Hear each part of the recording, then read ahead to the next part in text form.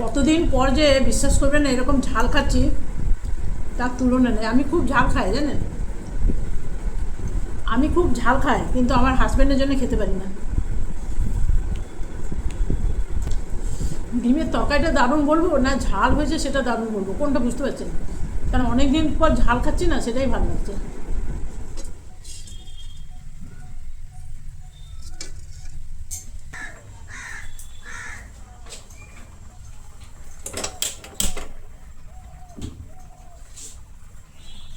বন্ধুরা, ডিমগুলো সেদ্ধ হয়ে গেছে। এই যে এখানে ডিম, আর এখানে নিয়ে নিয়েছি আলু। আজ আমার হাজব্যান্ড মানে বাড়ির লোকের বাইরের নিমন্ত্রণ, আর আমি বাড়িতে যদি একা থাকি তাহলে এভাবেই খাই, মানে খাওয়ার কোনো জুত থাকে না। তো এইখানে আছে তেল, আর এরপরে আমি রান্নাটা করে নেবো। একদম ঝাল দেবো জানেন, আজকে হাজব্যান্ড নেই না, তো নিজের মনের খুশিতে ঝাল দেবো। অন্য দিন না মানে হাজব্যান্ডের জন্য তরকারিতে ঝাল দিতে পারি না। আর আমি কাঁচা লঙ্কা কামড়ে কামড়ে অনেকে খায় না, আমি খেতে পারি না। আমার তরকারিতে অল্প স্বল্প ঝাল হবে সেটা ভালো লাগে, বিনা ঝালওয়ালা তরকারি বুঝতে পারছেন কতটা ডেঞ্জারাস। তো যাই হোক, এখানে কেটে নিয়েছি আলু। তবে আমি ভেবেছিলাম ডিম আর ফুলকপি দিয়ে বানাবো, সেটা আমার খুব ভালো লাগে, কিন্তু বাড়িতে ফুলকপি নেই, তো সেই জন্য ঝামেলা না করে আলুই করে দিলাম। আর এই দিকে বসানো হয়েছে বিড়ালের ভাত। বিড়াল আর আমি নিজের মতন বানাবো, তো আমি খুব একটা মশলা খাই না, খুব কম মশলা খাই। দিয়ে দেবো 5 ফোড়ন কড়াইয়ের মধ্যে। এই যে খুব একটা 5 ফোড়নও খাই না, এই সরি খুব একটা মশলা খাই না বলতে পারি, খুব কম মশলা দিয়ে বানাবো। তো চলুন, 5 ফোড়নটা চটপট করে গেছে। আমি ডিমগুলো ভাজবো না, অনেকে ডিম ভাজেন, আমি ভাজবো না।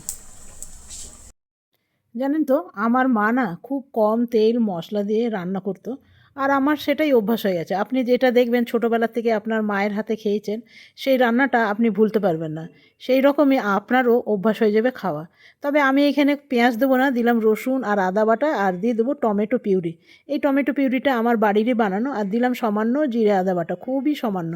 ভালো করে কষিয়ে নেবো, আর একদম দেবো এরপরে ঝাল, যা একদম খেলেই কিন্তু মুখ জ্বলা শুরু করবে ওই রকম। দিয়ে দিলাম নুন হলুদ আর ঝাল, তবে এই ঝাল লঙ্কাটা গুঁড়োটা ভীষণ ঝাল।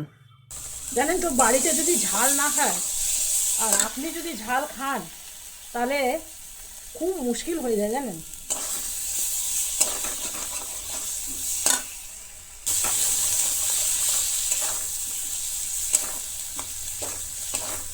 আমি না একটু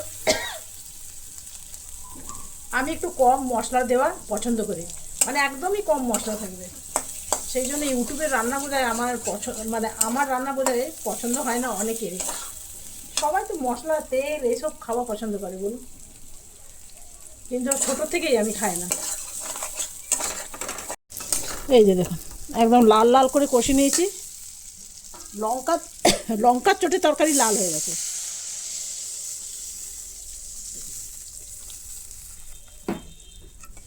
ব্যাস, এটা একটু ঢাকা দিয়ে দেবো, না ঢাকা দিলে হবে না।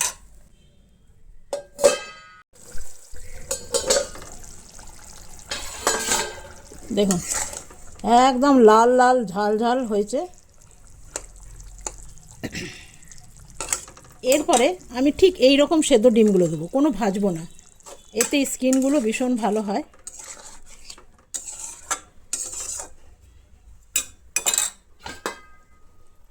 এরপরে একটু ফুটতে দেবো, তারপরে নামিয়ে নেব। আর এই নেব ডিম।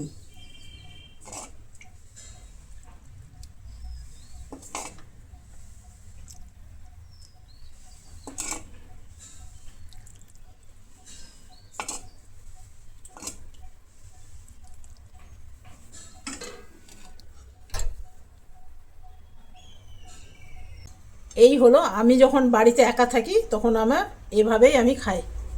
কেমন লাগলো অবশ্যই জানাবেন, ভালো লাগলে লাইক করবেন।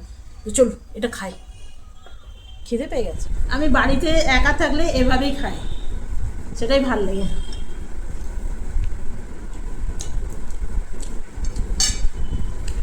কতদিন পর যে বিশ্বাস করবেন না এরকম ঝাল খাচ্ছি তার তুলনা নেই। আমি খুব ঝাল খাই জানেন,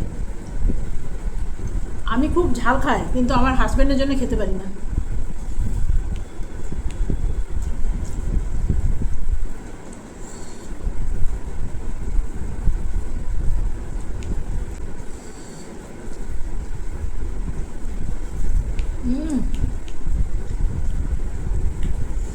দারুণ দারুণ। ডিমের তরকারিটা দারুণ বলবো না ঝাল হয়েছে সেটা দারুণ বলবো, কোনটা বুঝতে পারছেন? কারণ অনেক দিন পর ঝাল খাচ্ছি না, সেটাই ভালো লাগছে। তবে জানেন তো, আমার হাজব্যান্ডই ঝাল খায় না, তবে আমার দুই ছেলে কিন্তু তারা ভালোই ঝাল খায়। যেহেতু ওরা বাইরে থাকে, তো সেই জন্য ওরাও ঝালটাই পছন্দ করে, বিনা ঝালটা একদম পছন্দ করে না।